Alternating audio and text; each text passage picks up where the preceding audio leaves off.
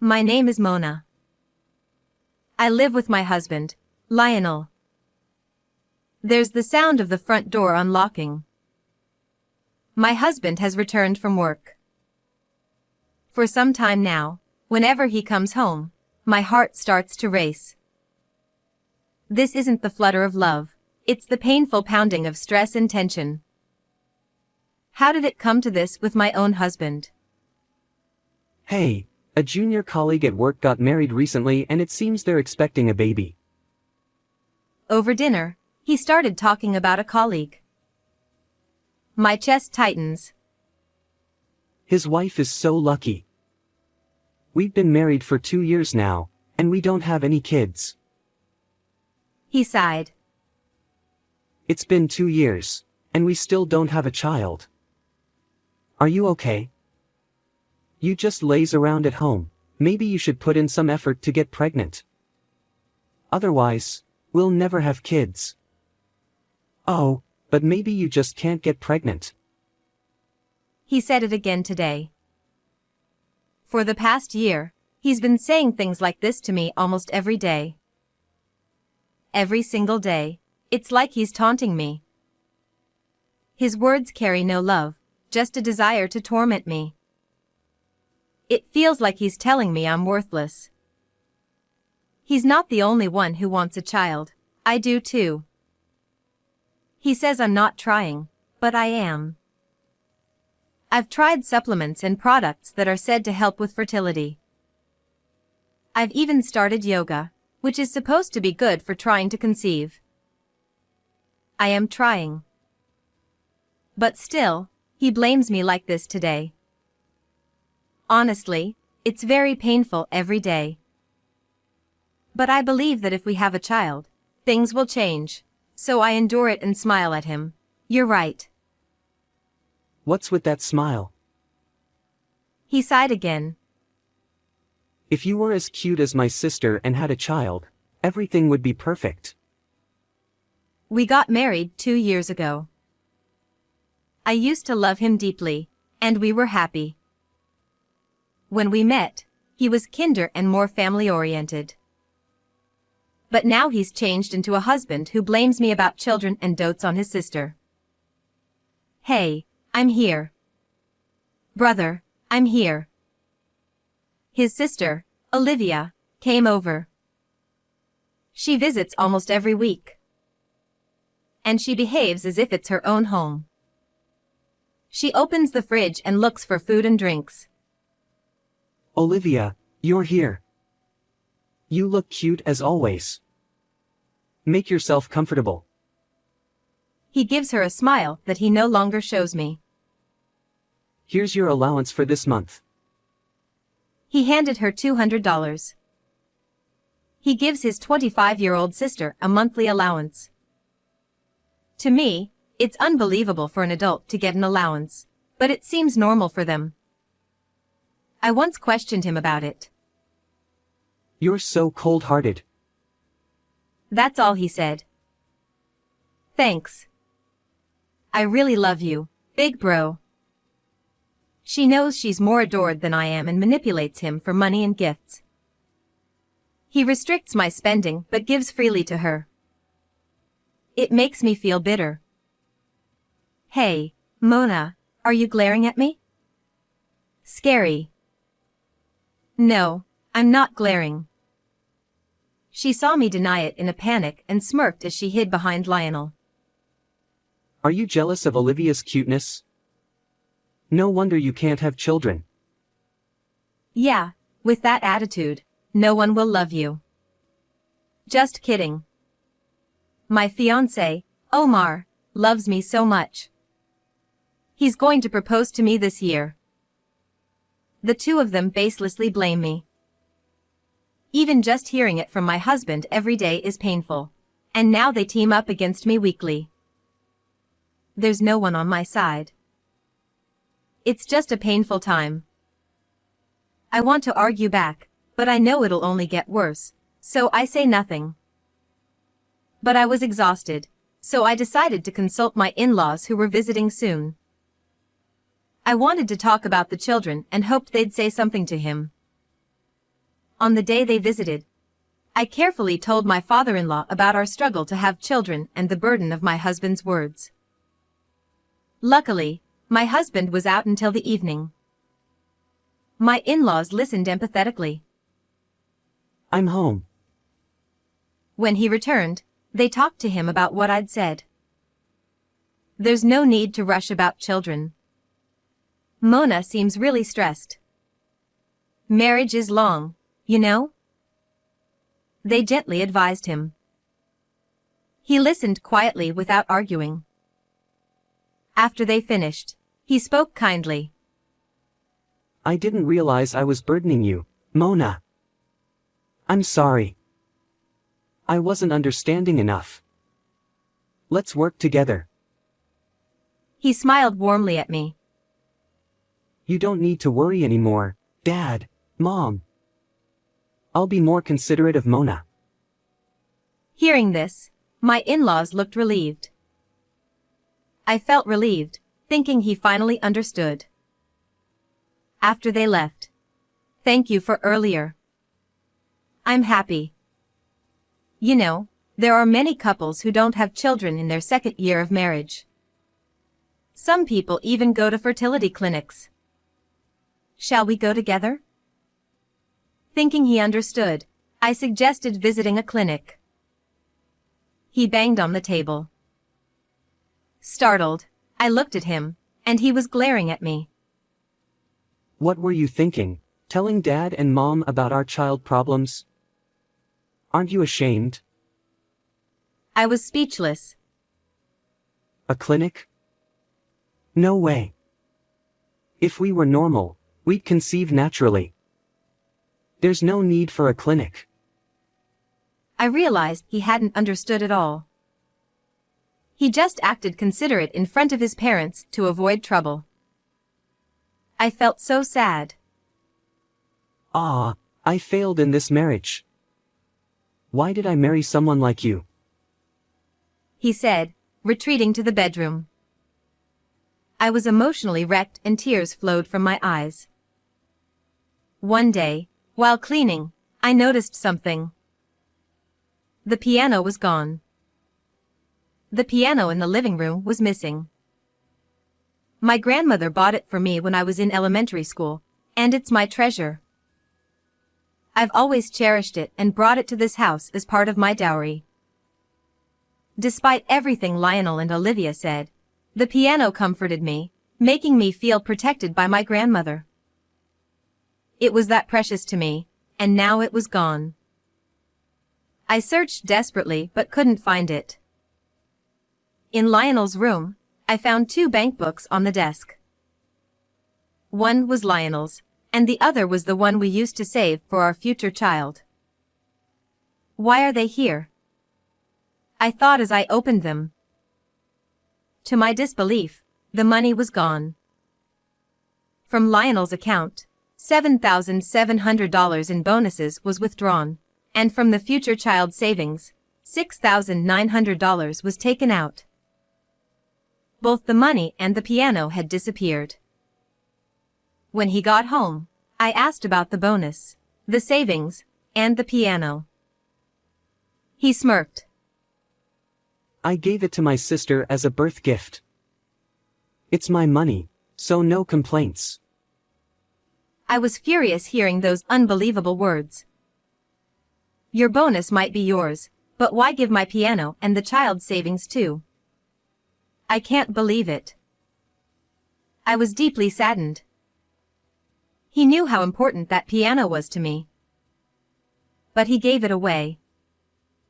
Even the savings we had for our future child were important, and he gave them away. His actions left me devastated. My cute sister is having a baby. It's only natural, right? He continued.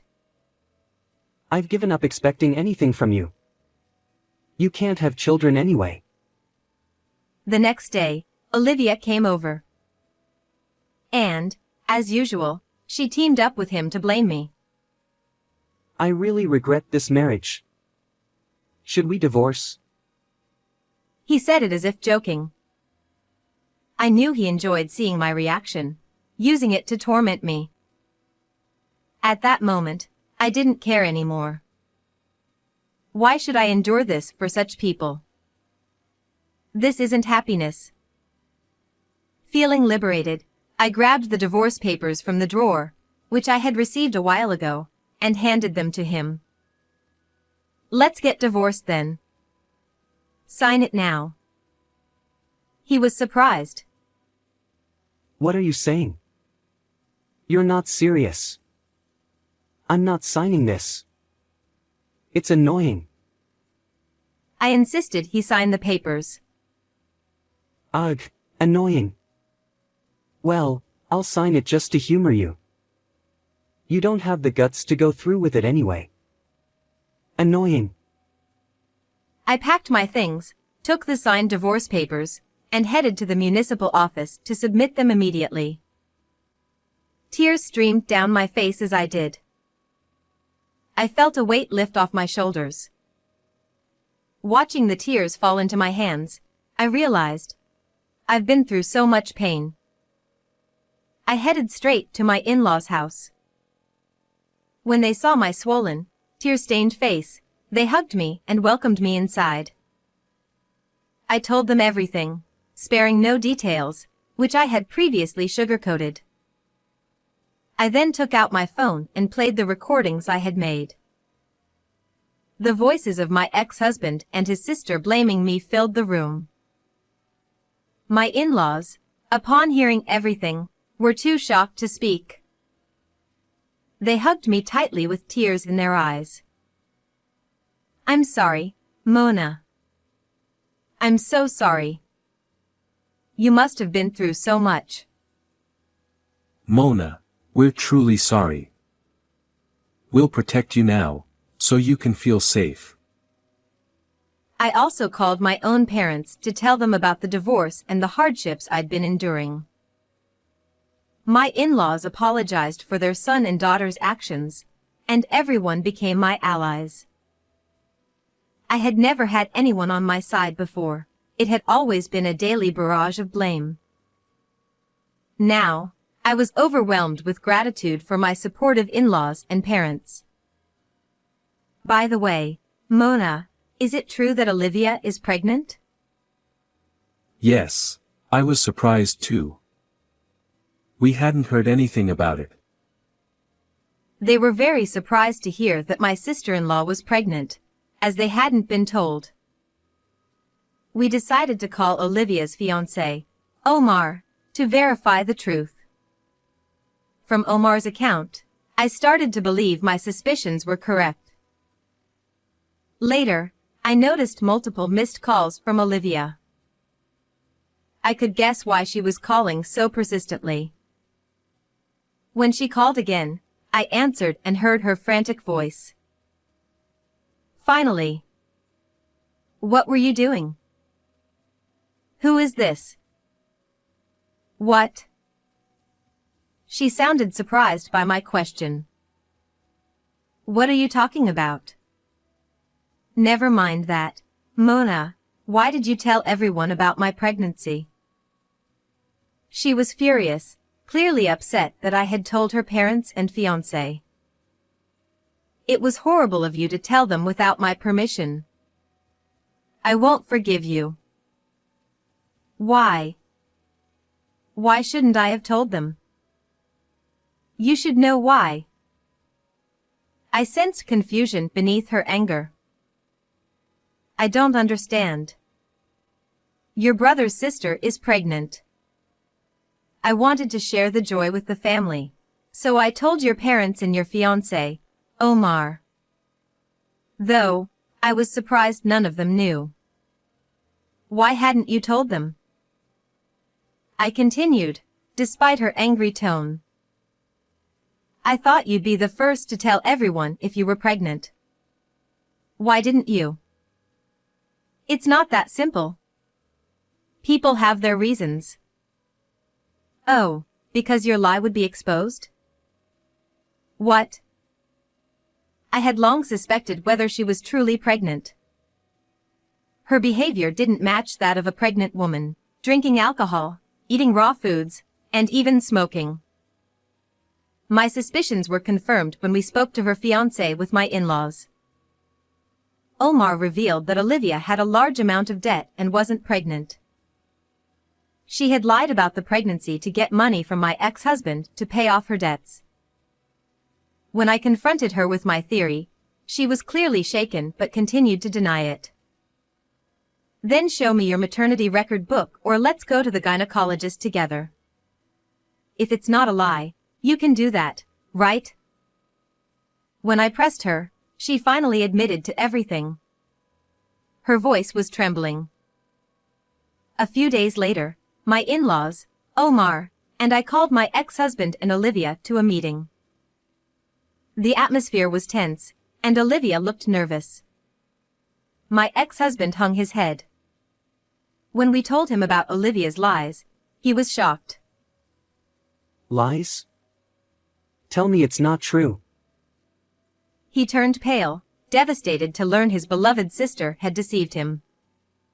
Olivia, unable to look at anyone, stared at the floor. Omar then spoke. Olivia, I won't marry you. I heard everything you did to Mona.